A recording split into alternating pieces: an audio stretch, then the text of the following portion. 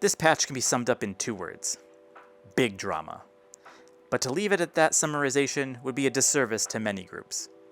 Boy howdy, this is Shane Immersed here. Let's talk about VRChat patch 2022.2.2. The security update, as it's called, is designed to expand those security and safety fixes we see all the time but have no idea what it actually means. This stage can be summed up to the devs setting up Easy Anti-Cheat. Let's start with that. Easy Anti-Cheat is a tool with some algorithms in it to detect if a VRChat client has been or is being modified. This creates a barrier against cheaters from utilizing game exploits to their advantage. And you may be kind of confused by this, like, how do cheaters cheat in VRChat? What is there to gain by cheating? First, let's change our language, because cheating implies that people only do client modifications for evil. We're going to call them mods, just like in many video games you can install or inject mods, trainers, etc. to change your gameplay experience. Let's also define what isn't a mod. Modifications are things that integrate into VRChat directly, so stuff that affects VRChat indirectly, such as PlaySpace Mover, OVR Toolkit, or Open Advanced settings, add-ons for Steam VR in short, don't modify the VRChat client in any way and are not mods. So if your tool requires a bootloader, a piece of software to modify or inject data into the client, yep, that's a mod.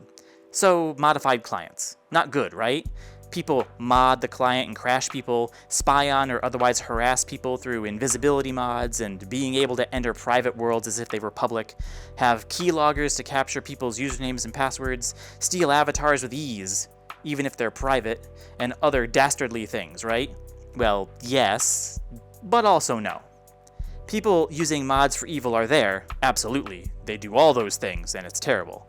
There's an evil minority out there, and why Easy Anti-Cheat is here to begin with.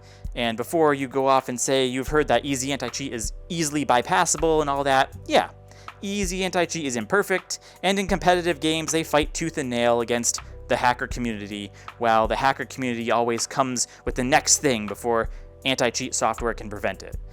But that all costs money. And the ones paying are the ones consuming these hacks. And most people don't pony up the cash to be a fly on the wall in your ERP session, or otherwise harass and annoy. They want to headshot in Valorant and Fortnite and make people get real sweaty. Sorry, a little sidetracked there. For the vast majority of modders who aren't doing Dr. Evil things, this patch could lead to some minor complaints, like the UI is not as good as the modded UI, or I want hard limits on how many avatars render, or maximum polygon counts, which these mods are an improvement, 100%. But I say this with a big fat asterisk, by the way. These people can ultimately utilize VRChat Vanilla, a slightly less polished client in some ways, while VRChat gets their act together. Also, most of these lighter mods can be instituted directly into the avatar nowadays in Avatar 3.0, like a portable mirror. What turns into more of a legitimate concern, however, are people who modify their client for their accessibility issues. Being hard of hearing, mobility problems, poor vision, missing an arm, or both, and several other issues that VRChat just doesn't support for. Now, some of these accessibility modifications to VRChat were what I consider poorly integrated. As in, the integration was done in VRChat when it was better off in Steam VR as an add-on. But for many accessibility mods, like being able to speak with one specific person while in a noisy room with music, all while being hard of hearing, one must have an in-app system to modify how the client does audio and lower only the sounds around you, but not who you're talking to. That can't be done outside. It has to be inside VRChat. So let's walk away from the technical and accessibility side of things for a bit and talk about how we got here in the first place. Mods have always been frowned upon, and people have been banned for mods. This is known. Mods have existed for a really, really long time, too. This is also known. VRChat as an organization attempted in late March to completely remove people who made mods from the game. They had to backpedal pretty hard, too, due to the backlash of the very vocal modding community. VRChat intended to start a dialogue with some of the authors of these modifications, in fact, so they could find out what's needed.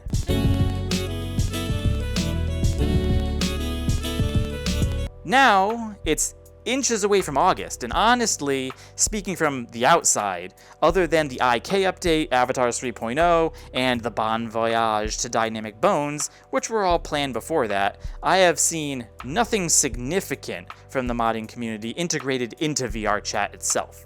Which is a really strange thing to do, knowing your plan was to institute easy anti-cheat after the IK update was polished up. Like, that's really poor, both in execution, because we've seen the blow up in the feedback boards, and in planning, because they could have easily instituted many of these mods into a beta branch for proper testing in April, May, June, or July.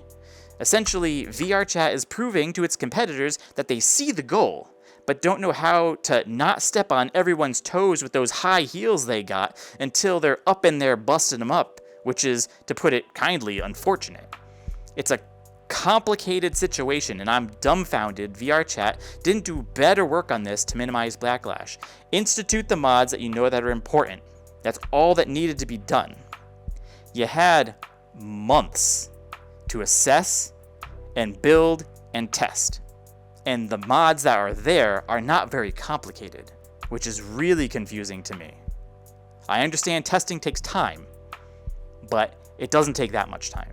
Now, as you may know, they've taken feedback since Monday, but it's a real stiff drink to take, hearing the very vocal minority and saying, well, too bad. We'll change our itineraries for quality of life, but right now, you get to suffer. Has quite the let them eat cake ring to it. But anyway, that's the story. Mods are out of here, easy anti-cheat is here to stay, and don't run stuff that isn't within SteamVR or VRChat Vanilla, because whack, that's why. Don't know what to tell you other than leave a comment on what you think about this down in the comments. And if you're unhappy with their decision, best I can tell you is to deal with it or try another social VR for a while. You're not stuck here. Feel free to try something else during this fire. It's cool. Growth and stuff. Learn what the competition has to offer. Touch some grass, whatever. I support your experimentation. Anyway, back to the patch notes. That's about all I got for that.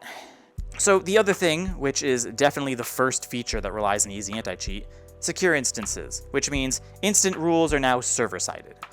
This means some rogue client can't just slip into your friend's instance without being your friend, if it's enabled. Let me show you what I'm talking about. So here's my hands, as always. I have beautiful hands. So we're going to go into the launchpad here, and we're going to go into worlds, and we're going to select a world, doesn't matter which one it is. And we got this little lock icon here. If you click the little information, it says only visible and usable by those with permissions to do so if it's locked. For example, a locked portal to a friends only instance would only be visible to your friends.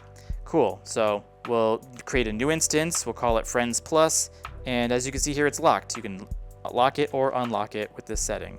So unlocked, anyone can enter this portal. Locked, only friends can enter. And just like that, here's a portal, and only friends can enter it. What does that mean, though? Let me explain. Oh, cool. It still works. So portal locking makes it so people who don't fit your requirements just don't see your portal, period. Open up a friends only portal, only your friends can see that portal if you have the lock on.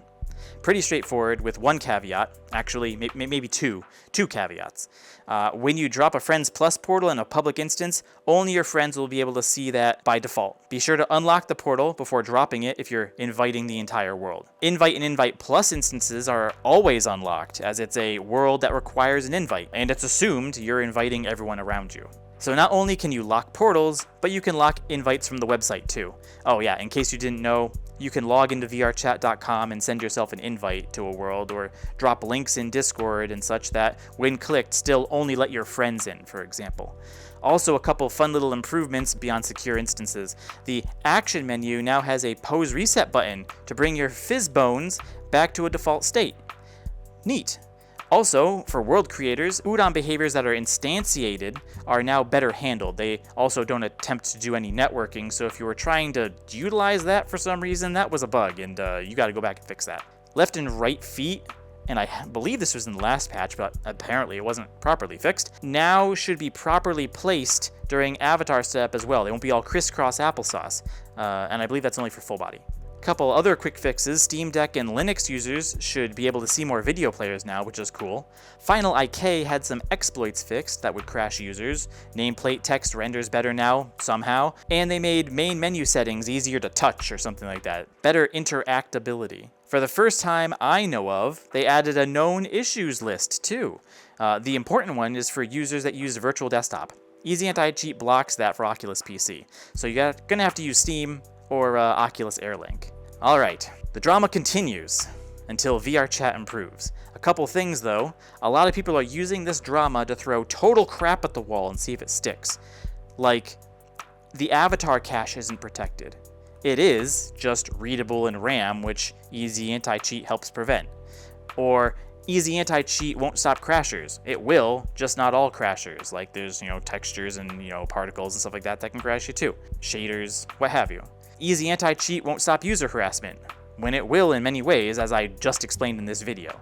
It won't close security holes in VRChat Udon, which, if you can even find one, I'm sure VRChat would love to know, and they would probably pay you, because as far as I know, it's pretty sealed up.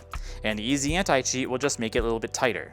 And of course, VRChat becoming a bunch of crypto bros, because they're looking for a senior operations manager who should be able to build out a compliance program for crypto and blockchain. Like, VRChat likely wants to use these technologies to verify purchases in-game, also to trade and resell those purchases. Regulation, in a creator economy that VRChat wants to make. So people get paid, and what you own is yours. Can you believe it? Crazy. And what about Easy Anti-Cheat installing kernel-level drivers and watching your every move? Yeah, Easy Anti-Cheat can do that. But if VRChat turned that on, Proton and Linux support would end because they have different kernels than Windows does. So that's not a thing. Okay? Excited? I know I am. Whew, I'm kidding. This has been Shane Immersed here. If you think this was a fair assessment of what's going on, what the heck? There we go. If you think this was a fair assessment of what's going on, sub up for more news and let me know what you think in the comments. Take care, y'all. Peace out. Oh boy. This was a bad idea. The lacking in planning was really dumb. Really dumb. Oh my god.